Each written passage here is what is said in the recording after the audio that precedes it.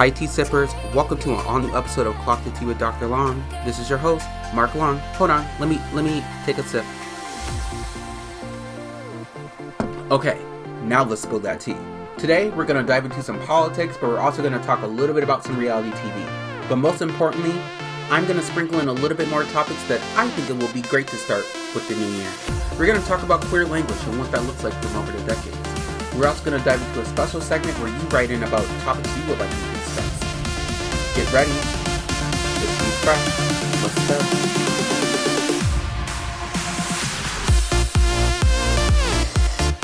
Hey tea sippers, let's get into that politics. So, Zohran Mamdani is now officially the 112th mayor of New York City. He was sworn in at midnight, so that was yesterday. Let's hear what he had to say. That I should use this opportunity to encourage the people of New York to ask for little and expect even less. I will do no such thing. The only expectation I seek to reset is that of small expectations. Beginning today, we will govern expansively and audaciously. We may not always succeed, but never will we be accused of lacking the courage to try. To those who insist that the era of big government is over, hear me when I say this. No longer will City Hall hesitate to use its power to improve New Yorkers' lives. For too long, we have turned to the private sector for greatness while accepting mediocrity from those who serve the public. I cannot blame anyone who has come to question the role of government, whose faith in democracy has been eroded by decades of apathy. We will restore that trust by walking a different path. Wow, so a couple things to get into here. So he is a 34-year-old Democrat, Democratic mayor. I think he identifies as a socialist, but most importantly, I think it's important to mention a few things. So Mamdani is actually New York's I believe he's the first Muslim and the first South Asian and first African-born person to be mayor of New York City. That's quite the milestone. A lot of different firsts there, but he also campaigned on just governing the city and speaking to a perspective that reflects the tenants in the city, but also, most importantly, those who are looking for some change in childcare and also access to transportation and rent freezing with the cost of living going up. And Zohran Mamdani has quite the career in terms of just kind of being transparent with what he feels and what he wants to bring to the table in New York City. As reported from AP News, they're saying that Mamdani actually has a lot of controversy in regards to just kind of this national attention of his race and how he identifies with being Islam or part of the Islam religion, and there's a lot of Islamophobic rhetoric going around. And he also faced a lot of backlash from the decision to use the Quran, which for his swearing in for mayor. So it'll be interesting to see this continue, because it's most likely going to continue because we do live in a racist country, which is weird to say because a lot of people try to convince us otherwise. And I think Zohran Mamdani is living proof that that's the case. But most importantly, I'm excited for New York City. I'm also excited for the changes and the fact that he's going to be speaking to the different perspectives of people who come from different backgrounds, including immigrants in the city. So I'm excited for them, and I'm excited for what's to come for sure.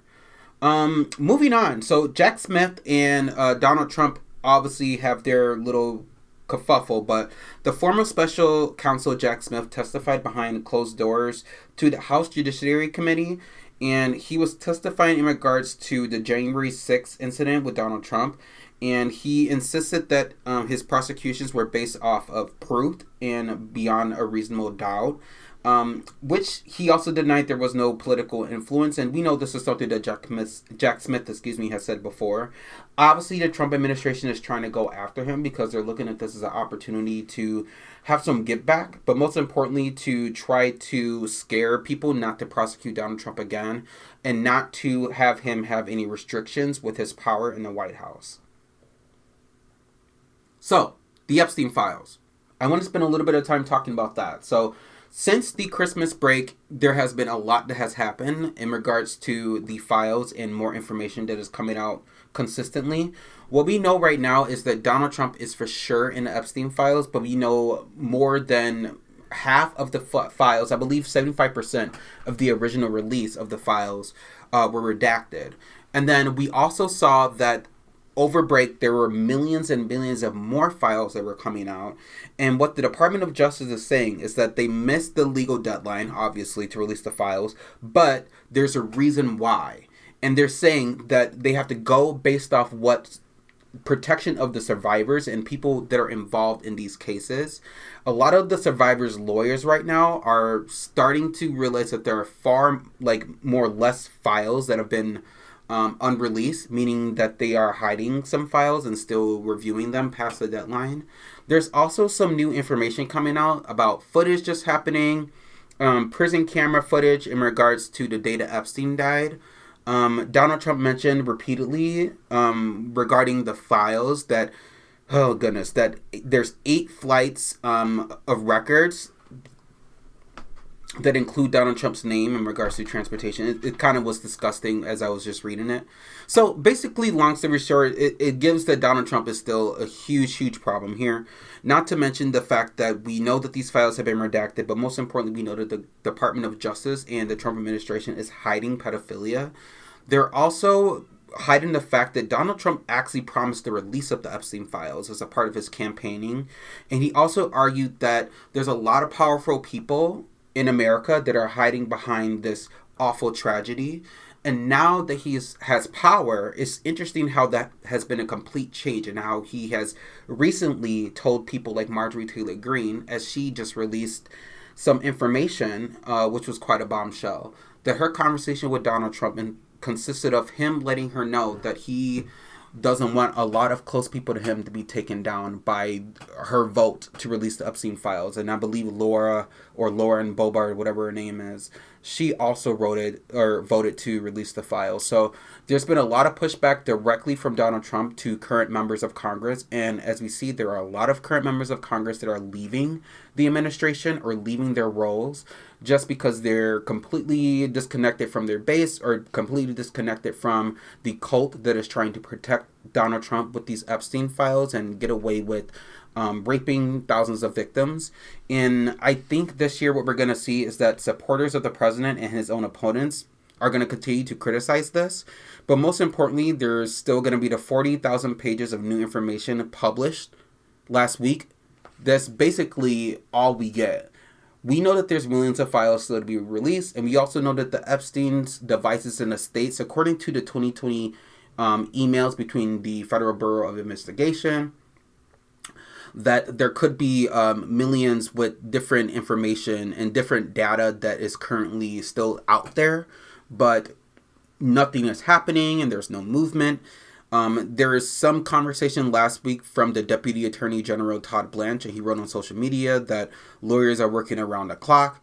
And clearly we see different information, but the main thing that we're not hearing right now is these victims should be the priority of this administration, but most importantly of the country right now, and making sure they get justice. And we know that the Trump administration had no problem releasing all those files and those records with those photos, but there's also information that we know is being safeguarded. And we should learn more about that as the year goes on. But right now, Donald Trump is living his best life. He's enjoying his holidays, and I believe Congress is on vacation right now. So it'll be interesting to see how this narrative gets completely flipped once things start to open back up and once our lawmakers start meeting and our government starts meeting to actually figure out what's going on. Anyway, let's move on into another topic. So some new laws taken into effect in 2026. We know that 38 states passed new laws regulating AI. So this specifically talks about election interference, but most importantly, they're cracking down on how information is being used in terms of misinformation and how it's being used in terms of political gain.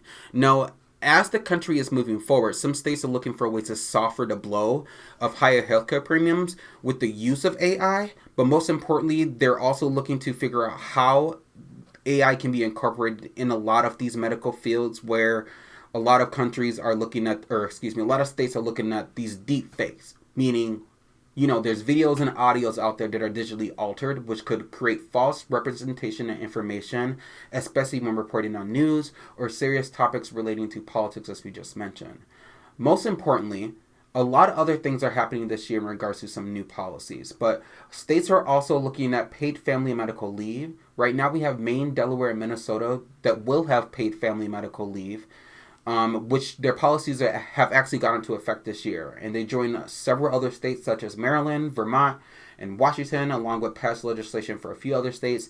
And paid and family medical leave allows employees to receive wages when they take leaves, for example, or leaves of absence, if you will, or when they give birth, or if there's a family member that's sick, or if there's some kind of bereavement. So there's a lot of benefits when it comes to that. Now, let's look at more information. So, Virginia is now limiting social media use for kids under the age of 16 to 1 hour per platform per day. And that's unless parents override this. So, this is something that recently came out. We saw that there are other countries that are looking at limiting access to social media. For example, in Australia, sometime, I believe it was a couple weeks ago, they did a mandate across the country completely eliminating social media access on specific platforms for people under the age of 18, which is, in their way, is looking at a way of monitoring online information and misinformation, but also protecting the safety of kids who have access to information that is not regulated. So we'll see how that happens and if that does come into play here in the United States. But we see states like Virginia already moving to start a little bit more conversations and policies around this.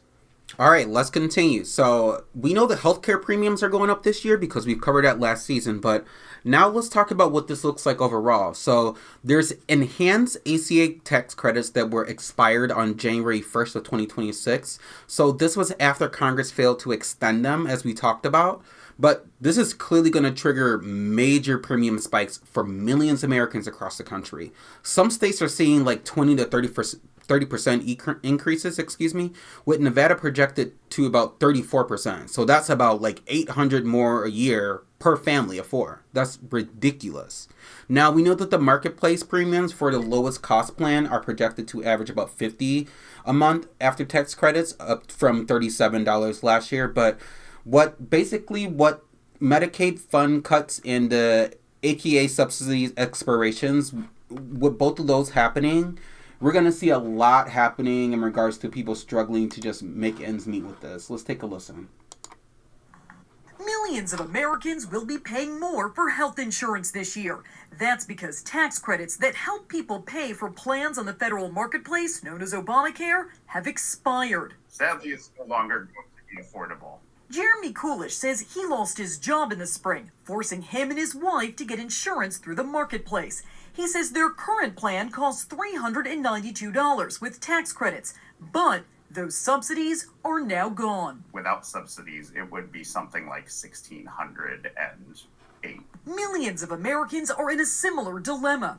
KFF estimates 24 million people signed up for insurance through the Affordable Care Act in 2025. Of those enrollees, roughly 92% received subsidies. Without those tax credits, KFF says average annual premium costs could rise by 114%. People simply can't afford some of the premiums that have been happening in this coming year. Zonjanice Jacobs is an insurance navigator in Florida.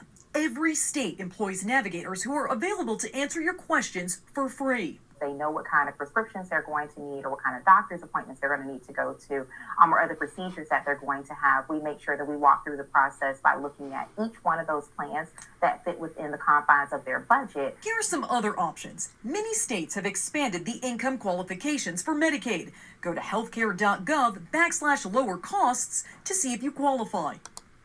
So that's interesting. So definitely if you're receiving Medicaid, you should definitely go to the website and figure out if there has been some kind of adjustment income-wise.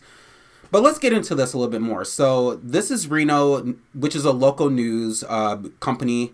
And there's an article by Susan Potter, and she goes in to talk about Republicans. And she says, Republicans in Congress refuse to extend expiring pandemic-era subsidies, which made Affordable Care Act plans on Nevada HealthLink less expensive. So this is interesting if we look at it from a state perspective. So what they're saying, as mentioned before, is that there's going to be about 800 a year of an increase for a family of four. But most importantly, what we're also going to notice is that, a lot of people in these rural communities aren't really going to be very happy. We know folks are already like an hour away from their healthcare services, and we know this is going to be difficult for people to even just go to the doctor or trust going to the doctor when premiums are already up, and then costs are going to be high in terms of copays. So it's going to be a bit ridiculous, and I think this is all because Republicans are jerks, especially in Congress right now. There's an opportunity to prevent this from happening, and you had people that were talking about their constituents and people from their districts that were basically singing a tune about this and how important it was to prevent this from happening. So we'll keep updated about this, but I do suggest everyone to check out the website. Check out websites in their state, most importantly. But if you have any more information you want to look at, I would go to the Centers for Medicare and Medicaid Services if you're receiving services, and hop on there and see if there's any other information that you could learn about. For example, like the grandfathered healthcare plans and internal appeals and compliance stuff and dependencies and all that. So just make sure you're protecting yourself. Okay, moving on to another topic. So AI is heating up, especially this coming year. So TechCrunch, I believe, or TechCrunch, reports that 2026 is a year for AI shifts, meaning that there's going to be smaller models, embedded with AI on devices, and also just going to be real-world deployment of AI in terms of it being more embedded into our everyday world. Microsoft highlights that AI is becoming a digital colleague in regards to assisting people in medicine, research, software development, and the workplace in general. But most importantly, it's providing more context-aware systems for people. And industries are likely going to be using this for analyticals and also for quantum hybrid models and building out enterprise-scale adoptions and information to help them look at trends over the years. So it'll be very cool to see how that's going to come into play in regards to how we receive information. But as we talked about AI in the past, 2026 is going to be the year where we're going to see it just kind of be consistently in our life. So we'll see if that looks like we're going to see it at the drive-thru, in the grocery store, if it's going to be incorporated in self-checkout, if we're going to bring those back. What is it going to look like? So we'll see. Now, this year is important as well because we have the midterms coming up this year, and voting is super at high stakes right now, especially given what happened with the 2024 election and a lot of people on the left that sat out the election. Most importantly, states across the country are in this heated redlining or redistricting. That was a Freudian slip, but redistricting battle, and we see it happening in Texas, in California, in Florida. Illinois has really gotten to it. Kansas, Maryland, Virginia, just to name a few. And right now, we only see about 66 House races, which are considered competitive. So basically, 17 of those are really true toss-ups. And Georgia is once again a pivotal battleground state this year, with a competitive Senate race and a governor's race that's drawing a lot of attention. So just like we saw in previous elections, I believe it was in 2022 midterms, we're going to likely see that again. But most importantly, we're going to see basically what we see every other year that there isn't a national election. How important it is for the midterms and how important it is for people to vote, because right now we know that there aren't a lot of checks and balances in the government, and things are moving very authoritarian right now. We just talked a little bit about healthcare premiums. I can't imagine what else is next. We see that there's going to be more coming in a pipeline in regards to immigration and more crackdowns on that. So, yeah, definitely get out there and vote. I think this is the year that we want our voices to be heard, and we want to fight back against that bullshit. Okay, let's talk about the federal holidays this year. So a lot of the holidays are lining up the way we want them to. So that's good. So we have a few holidays that are going to be on, I think, let me see, going down the list. Christmas this year is going to be on a Friday. And I believe that, what are we getting? We're getting Independence Day, I believe, is going to be on a weekend day as well. And a few other days. So that's going to be very good. So, things are going to be looking better. I believe Halloween is going to be on a Saturday. So just, mark your calendars. Obviously, just schedule how you schedule, but it's good when things are aligned more towards the weekend because you don't have to worry about too much time off. All right, so ending things here. I want to end things just by echoing that MAGA is definitely turning on Trump. Supporters are blasting the White House over his handling of the Epstein files, but most importantly of the handling of healthcare premiums right now for millions of Americans. But most importantly, there has been declining enthusiasm among Republicans who self-identify as MAGA, with Trump's approval rating now at 42% and his disapproval rating at 58% in December. Gen Z men, right? So once supported Trump in droves, and now they're increasingly rejecting MAGA, with only 32% among 18 to 29-year-olds staying aligned with his influence and with the trajectory of the Republican Party as it relates to being MAGA. A lot of people within the party are now identifying as America First, fighting back at Trump's ability to pull back on foreign affairs and focus more specifically on people in this country. Also, moving forward is this huge notion of this manosphere influencer, right? So we have Schultz, we have Rogan and Dylan who have become publicly criticizing Trump and the cultural shift and the different things that are happening in the administration. And mind you, a lot of these people were definitely MAGA and definitely Trump supporters initially when it came down to the options for president this year or this time around. And we see Turning Point USA events. MAGA voters are expressing strong disapproval of Attorney Pam Bondi, whatever her name is, especially over the handling of the Epstein files. So we know there's going to be quite a bit to look at this year, but this is going to be the year of complete, in my opinion, change, but also the year of hold on to your seats because the tea is going to be piping hot all year long. Thank you.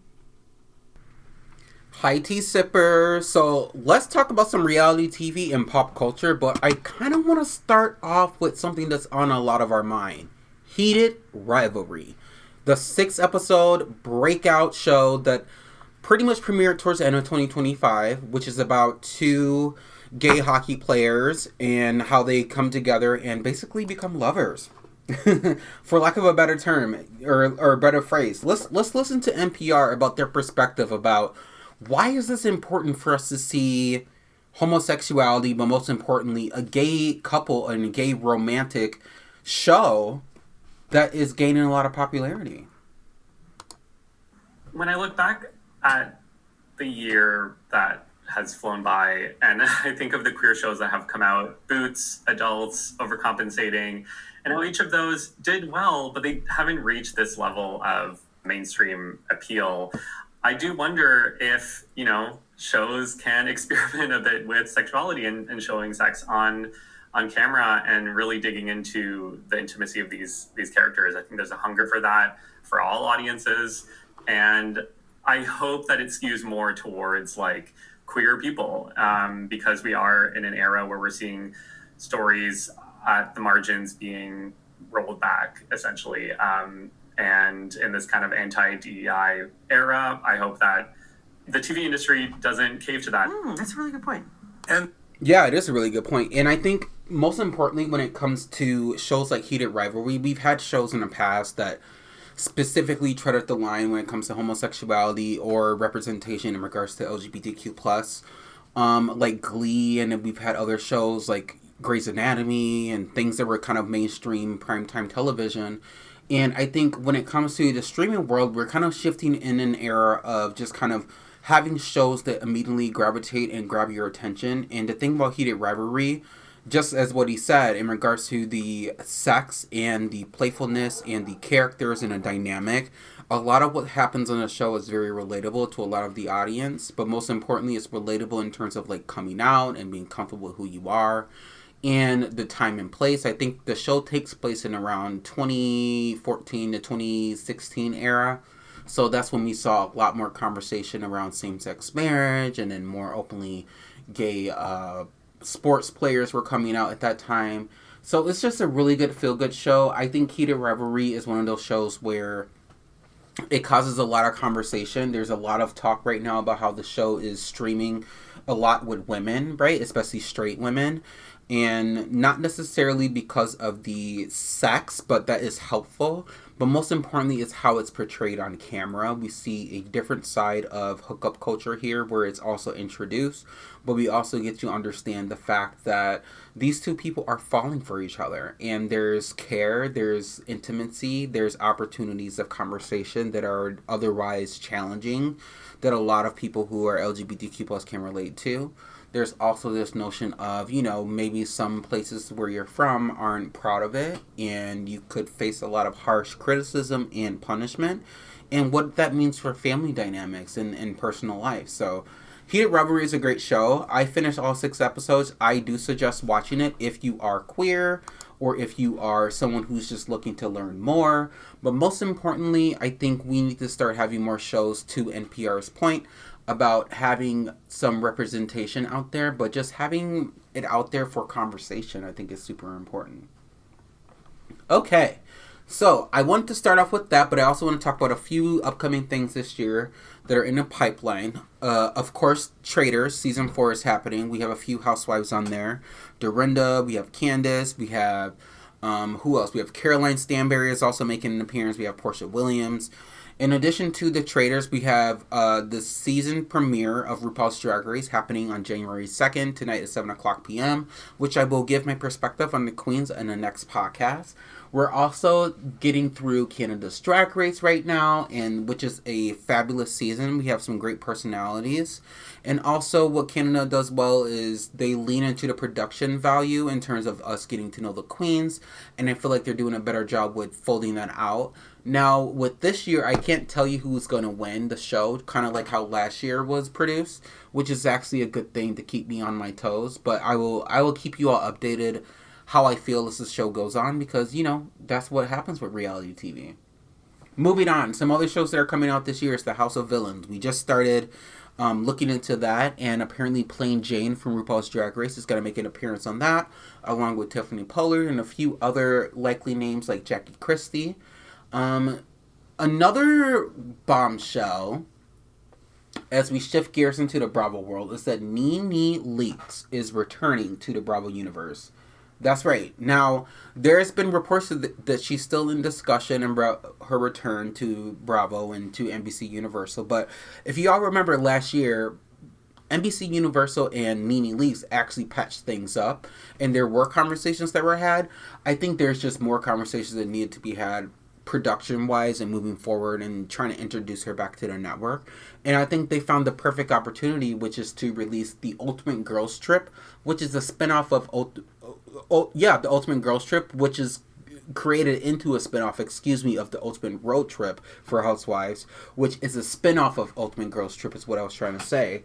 And we see some great conversation there in regards to who's going to be on there. So from what I'm hearing in the pipeline is that we're going to get Nene Leakes, obviously, but in addition to Nene Leakes, word on the street is that Vicky will be joining her.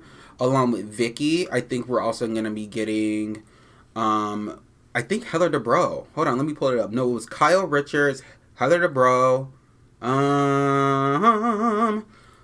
Hold your seat there, T-Sippers, because I'm going to give it to you. Yeah. Vicky, I see Nene Leakes, Giselle, Kyle Richards, Mary Cosby from Salt Lake City. So there's quite some names here in regards to who is going to be on it. And I think this is going to be a super fun show. I think it's good to get the wives all back together, but most importantly, the different personalities. I think Luann is also on the list of housewives that are going to be on Ultimate Road Trip. Now, Bravo hasn't mentioned anything about when we're going to get the show, but I assume if they're filming sometime this winter or sometime this spring, that we'll likely get the show towards the end of the year, which will be great to look forward to. Obviously, Real Housewives of Beverly Hills just started, so we're going to continue with that. Some interesting news that happened. Heather Dubrow actually released a photo of basically saying that diamonds are forever, with her husband Terry Dubrow commenting on it, kind of celebrating this newfound immersing herself into the Hollywood world and the Los Angeles world and that kind of thing, which we know that Heather is very, very, very, very interested in relocating there and living there, and that being her full-time focus. And we know that something sits with her in regards to the Real Housewives of Orange County, because that's where she got her start on reality television after her sting and after her run in being like a C-list or D-list actress, if you will. And it seems like Heather is trying to hang up her orange for a diamond, which will be interesting. So I like it. I think Heather Dubrow will be great on any show that she's on, but most importantly, I think the way they should roll that out is that have Heather finish off this last season with Vicky, and then we can like have Heather rejoin Beverly Hills. There's nothing to it than to have a housewife on two shows that are kind of airing simultaneously. We saw that happen with Phaedra Parks in Married to Medicine, how she started with Married to Medicine and she was on her second season. So much drama her second season. We saw her ex come onto the show. It wasn't giving what it was giving because Phaedra was there, but there was no Married to Medicine. It was almost kind of like she was misplaced. But then slowly she left that show and rejoined the Real Housewives of Atlanta. And we saw the full rollout of having just a full year of Phaedra.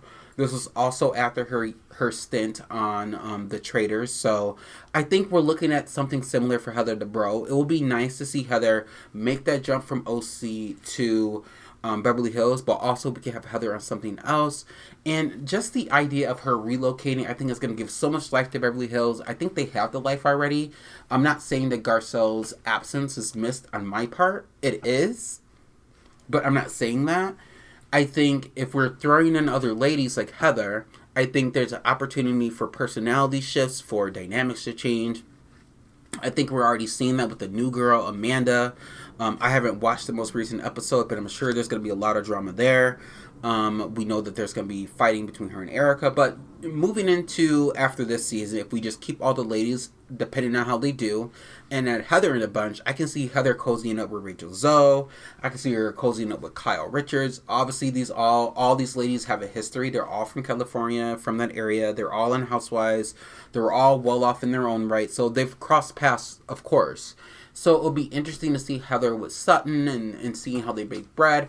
I think the drama is going to be very about, like, who spent the most on this and your house costs that, which is more of what we want to see in Housewives and less of that weird, like, awkward, like, oh my God, who's racist? You know what I mean? Or who's homophobic? Because if you're homophobic, you shouldn't be on Housewives. So, like, moving forward with OC, just ask Gretchen because I'm tired. And I hope what they have cooking up in OC is good because with Heather Dubrow leaving, I think that's the main story that I want to follow. I would love to follow Vicky and all the other ladies, but right now, who's the cast? Tamara? Tamara's not that girl. Well, she is in terms of breathing life into it, but now that you're bringing back Vicky, there's going to be a shift in that. So we'll see what happens in regards to the folding out of the Housewives, baby. Now, in regards to some other Bravo shows, I want to get into the Real Housewives of Potomac. Oh, that's right. There's not much happening. Because we were on a hiatus, there hasn't been much happening with the Real Housewives of Potomac. But I do want to say that I am very, very, very interested to see how things play out for the rest of the season. I know that the ladies are still looking to spend time with Angel in Colorado, and I think she's hosting the next girls get-together. It doesn't look like it's going to be anything that's going to come into the fold the way that viewers are expecting it to, which is always good for reality TV. But I'm interested in the reunion. I'm interested to see how things play with Wendy, and I'm interested to see how things happen with Karen and bringing her back into the fold. Recently, Candace released a statement saying that she is not interested in returning to the show and that there have never been conversations that she's having with production regularly. Candace feels that she's in the right spot right now in regards to her podcast, which kind of pulls her name out of the drawing or the options, if you will, for moving into season 11. With that said, I think we would be having a missed opportunity if Wendy Osefo doesn't continue her storyline so we can see how things unfold in her legal case. It will be up to her to decide if she wants to return. Obviously, we talked about that in the podcast before. But I think next season, maybe bring in some fresh blood. Obviously, Karen Huger is like the talk of the town right now. We want to hear how things are going with her. If she wants to return, because Karen wants to do an interview, and I think she is going to do an interview with Andy Cohen towards the end of the season. So most excited for Karen and most excited to see how the dynamic plays out with these ladies because I do want them to get along. But Stacey, with her QVC ass, is the lead right now.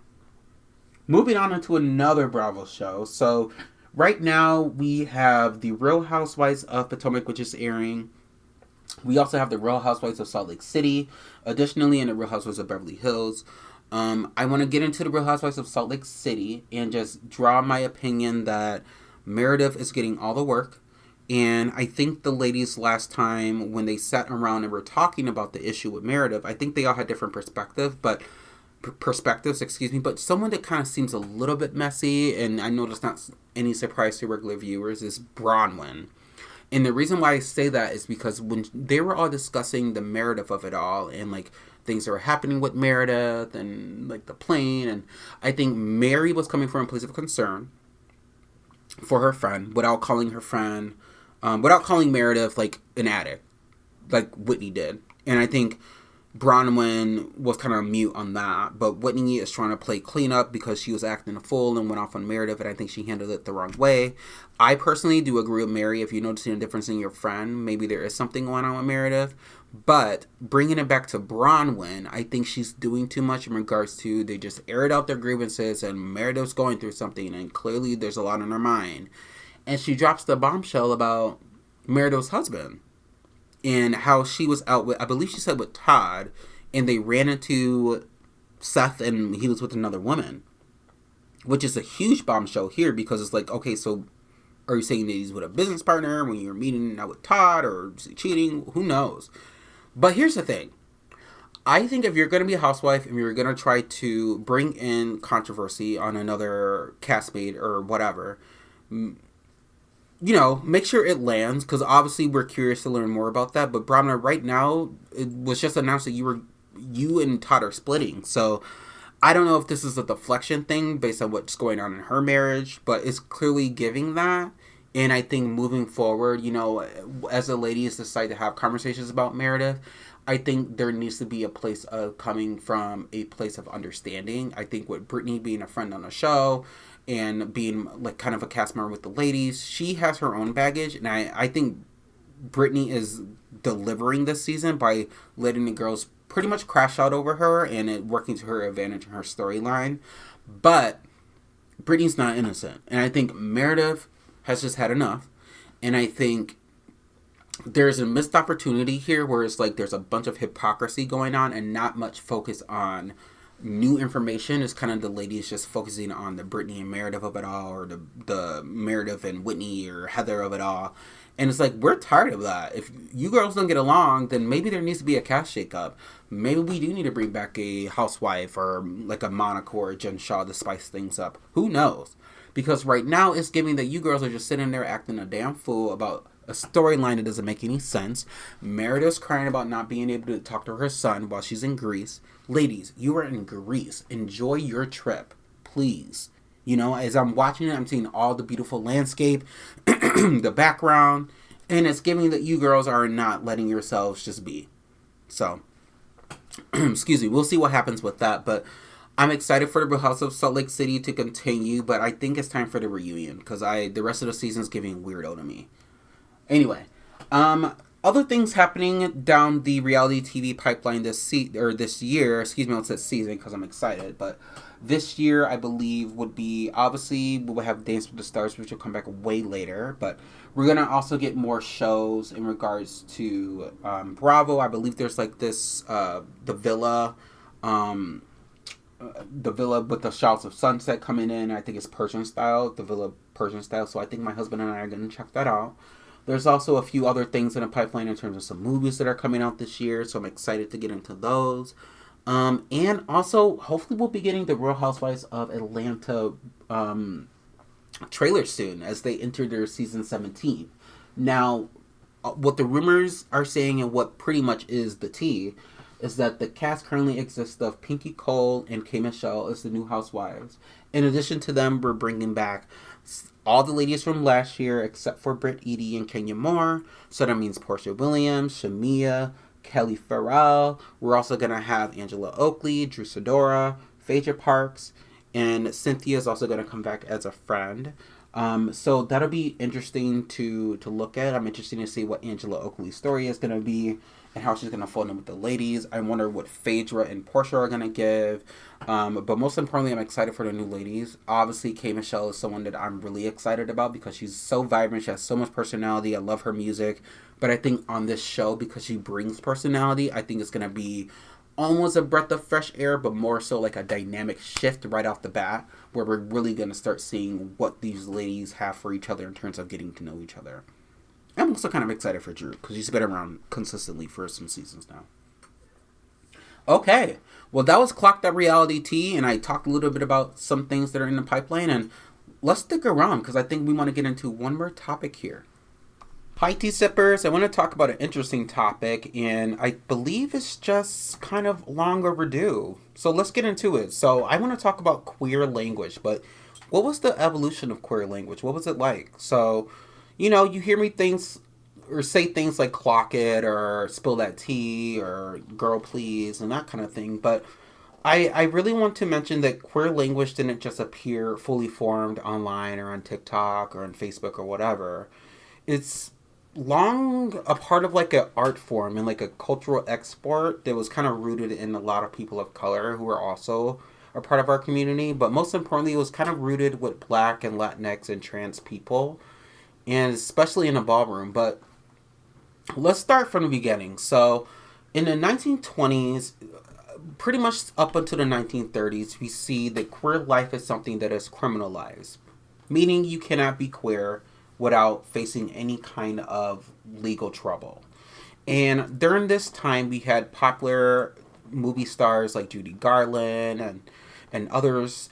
And a lot of queer people were kind of coined as being friends of Dorothy during this time, which was a coded way to ask someone if they were queer. Now, the hanky code didn't really occur until later on, but we started to see handkerchiefs begin to make their debut in regards to signaling how people view each other in a way during this time, but it didn't stick until far, far later on. Now, camp and drag ballroom language comes on later, and we'll talk about that a little bit too. Now, exiting the 1930s, we entered the Great Depression, and we know that a lot of LGBTQ plus people were just trying to survive during this time, so pretty much that was kind of under the radar until the 1940s and 50s, where we started to see a little bit more of the McCarthyism of things and police raids and that kind of thing. But most importantly, the camp humor in regards to just kind of how people presented themselves, started to appear, I would say, in the 1960s, where we started to hear phrases like camp, where people would appear exaggerated and kind of bend the gender spectrum a little bit and kind of use it in a way to survive versus like a way for people to identify.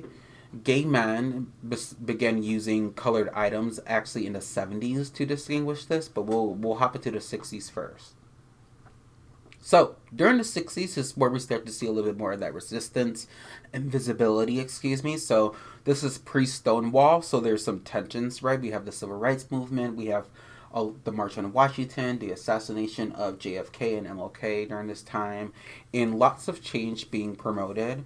We know that bars and drag queens started to stand up with the Stonewall riots in 1969, but most importantly, some key phrases started to appear. So we started to hear things like queen, which was basically a mainstream term of community members in terms of this pristine or ability to present in a way where it makes you seem regal, right?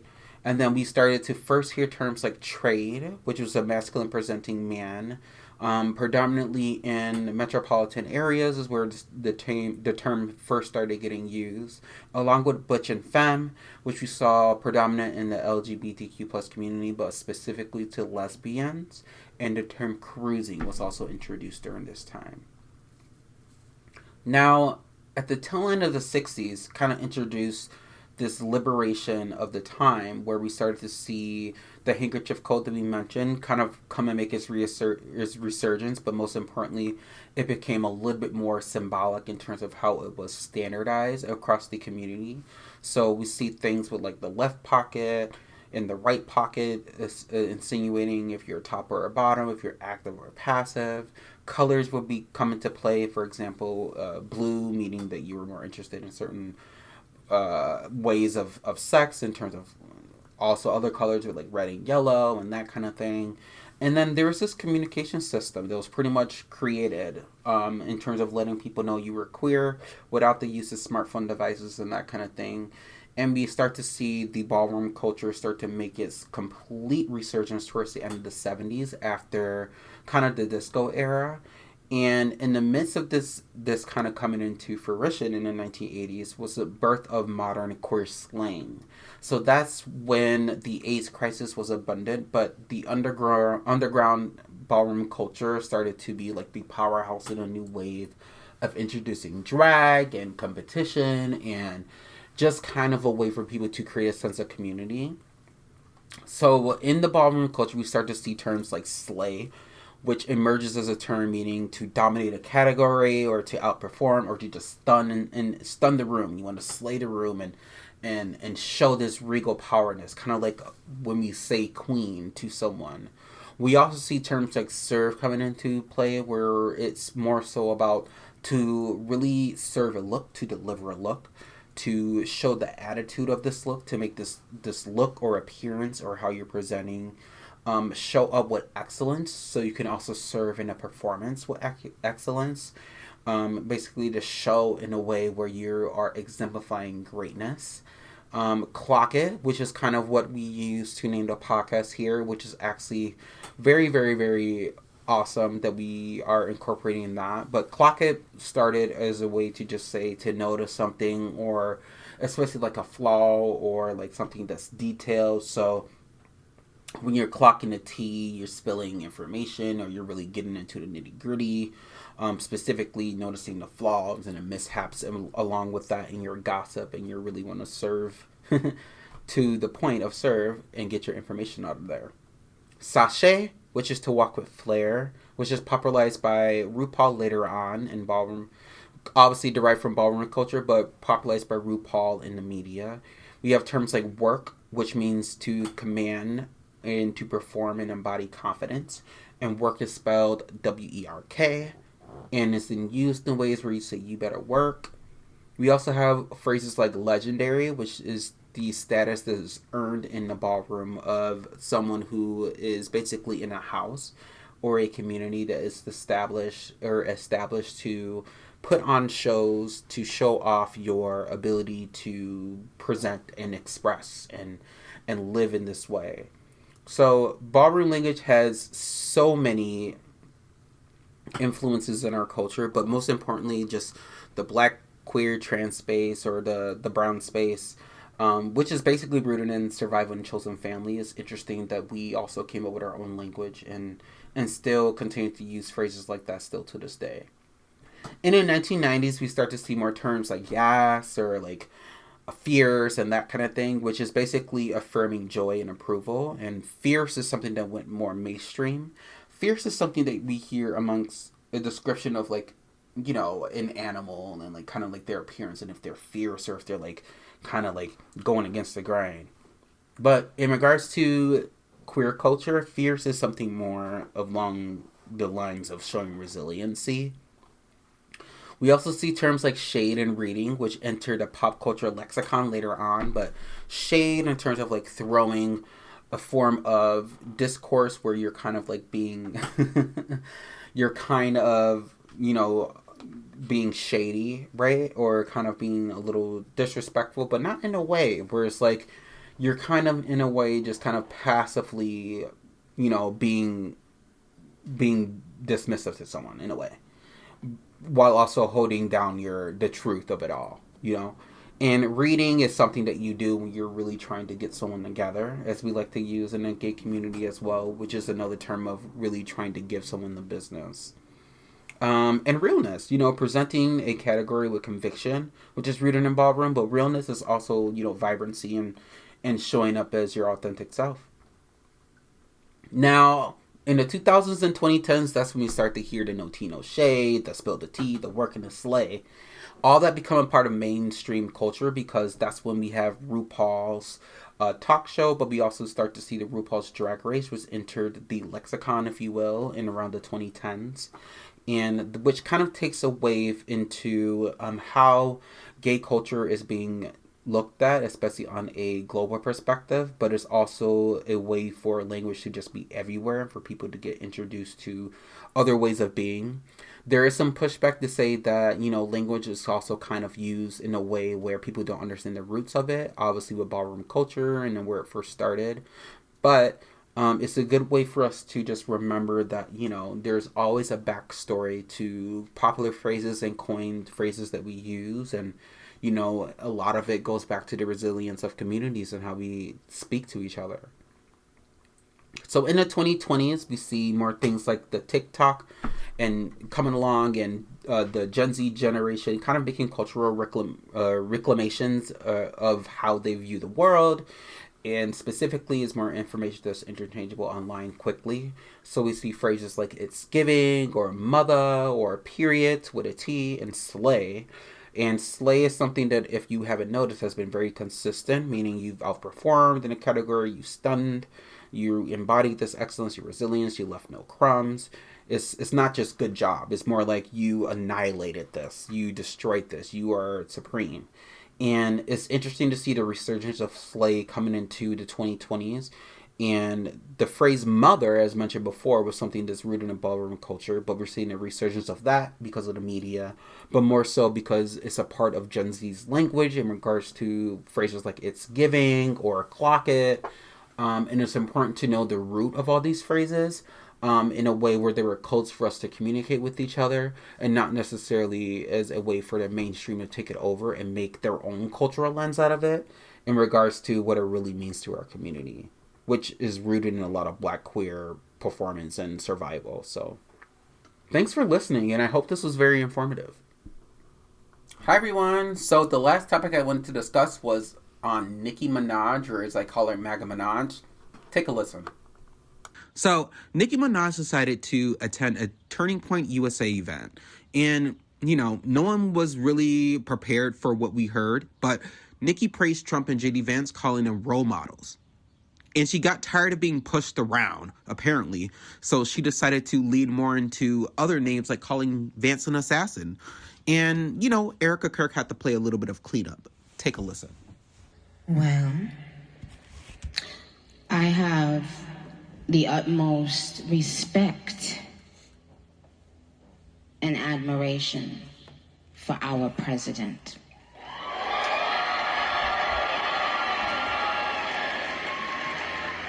He has, I don't know if he even knows this, but he's given so many people hope that there's a chance to beat the bad guys and to win, and to do it with your head held high and your integrity intact. He's from Queens, New York, like me. So, but what it's shown me personally is sometimes, even in the worst feeling times in your life, you think that you're never going to come back from it. But you do. And our president shows that. He's been through. So he's showing that because he's from Queens, New York? Okay, Nikki. I'm going to continue to let her go off, and then we're going to definitely talk about this. Because clearly she has woken up somewhere completely off kilter. Understand what it feels like. That person is a human being. They have a family who has to read those lies. And that's not, and it's just not fair. But this administration is full of people with heart and soul. And they make me proud of them. Our vice president, he makes me, well, I love both of them, but they're both powerful men, smart, strong, all of that, but both of them have a very uncanny ability to be someone that you relate to.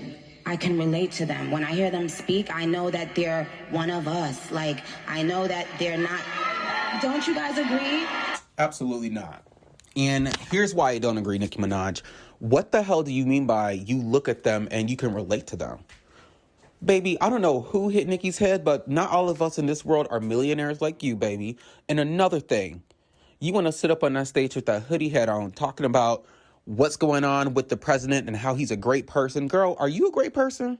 Because last time I checked, you decided to climb your ass over to the courthouse and marry a pedophile and then go overtime to try to protect him because he's your man. Girl, he's not our man. We don't have to like anything that you're doing. Another thing to shade your ass on. Girl, were you not rapping about eating box and playing within the LGBTQ plus community and living for the dolls? Well, newsflash to you, Nicki Minaj, the dolls have turned on you, and you should be absolutely ashamed of yourself. Let's really clock it, since you want to talk about being from Queens. The real struggle of Americans are those who have to struggle because of their circumstances and work extra hard the way that you did to get out of their circumstances. And you know what? Just because you made it to the top and you can pop off and talk your shit does not mean you can go on that stage and pretend like these people in this administration are great people because of what they're doing to marginalized groups. You should be ashamed of yourself. The LGBTQ plus community has kept you getting a check from the beginning, baby. It doesn't matter for when you started with Lil Wayne or anybody. We were there with you from the beginning because you were artistic. We looked at you as a role model because you represented something that we all saw in ourselves, the ability to be different. And now you want to sit up on this stage and act like you are the most conservative woman ever and acting like you care about children. Baby, if you cared about children, you would have let that nigga go who you decided to climb into the courthouse with and get hitched with, who was accused of sexual assault on a minor. So let's talk about that. Let's talk about Nicki Minaj, how you also decided that you wanted to talk about someone else's kids who are of color. Meanwhile, you're at this conference talking about how we need to accept white kids for who they are. Baby, there is no attack on white kids. I don't know who hit your head, baby, but just because you read the Bible and you think the Bible is law, don't let the Bible and Trump get you completely canceled. Oh, wait, that's too late. Nicki, you are done. We are not returning as fans of you. You can kiss your career goodbye. You can also kiss the fact that you are deciding to align yourself with a hate group organization that preaches hate towards children. Gender affirming care is not specific to medical treatment and surgery. It's about having parents be responsible for what that looks like. That's between the parents and their doctor and their kids. Stay y'all asses out of people's business and maybe you'll go to heaven. Maybe you'll go to heaven. Because right now, it's giving bottom feeder ass, sitting up there with collect the check CEO mama after her husband just got murdered. And she wants to sit up here and act like you both are besties when last time I checked, her husband talked mad dog about Nicki. So let's not do this. Let's not, try to make it seem like we're such good people with our millions of dollars and God this and Trump that. Girl, Trump doesn't care about you, baby. What he cares about is that black vote going into 2026 because he knows there are some stranglers in the black community that like to be hateful, just like you, Nicki. Just like you. And guess what? We already know they exist. And we don't have to associate ourselves with you, with this hate organization, or with any homophobic and transphobic people in our lives because guess what? This is America, baby. And whatever planet you're living on, go ahead and stay there. Because last time I checked, ain't nobody really checking for you. So that's what I have to say about that. I also want to talk a little bit about how she dropped the now infamous assassin comment about Vance. Was that an insinuation? Was that to troll people? Was that it? Nicki, we know what you're doing. We know what you're doing. You know what you're doing. We know what you're doing. Erica knows what you're doing. The world knows what you're doing. Hang it up. Get out of our face. Vance, you probably are part of making sure that Erica's husband got murdered. Since we want to talk conspiracy theories, all of y'all need to hang it up. Us in the middle of America, the ones that you think voted for you, don't like you. Your little red counties all over the country are being fed misinformation and being fed information to protect pedophilia by Nicki Minaj, the Trump administration, and all these people who know what they do behind closed doors.